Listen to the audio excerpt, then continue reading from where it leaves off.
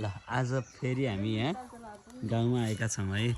त भिनाजु हुनुहुन्छ हामी चाहिँ आज यहाँ चाहिँ 3 हप्ता मेबी 3 हप्ता पहिला चाहिँ यो केराहरू चाहिँ यसमा प्लान्टेसन गरेको थियौँ हामीले चाहिँ तर म चाहिँ त्यो बेलामा प्रेजेन्ट थिइनँ होइन अलिकति कान्छाले धोका दिएको भएर अनि यता फिल्ड भिजिट गर्दै यता हेर्नु त यता ल दिदी हुनुहुन्छ यता हेर्नु त यता हेर्नु जुका लागेकै कुरा बिजु ल यता यस्तो छ होइन त्यहाँ मल यसरी गर्दैछन् मलहरू मकै गर्दैछन् होइन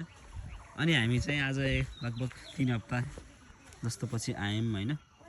आएर चाहिँ यहाँ हेर्दाखेरि हामीले नयाँ चिज पायौँ है यहाँ चाहिँ यसरी केरा उम्रिएको हामीले देख्न सकिन्छ है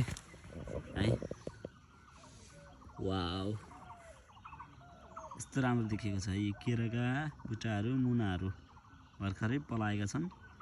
यस्तो राम्रो देख्न सकिन्छ यहाँदेखि है सरेछ है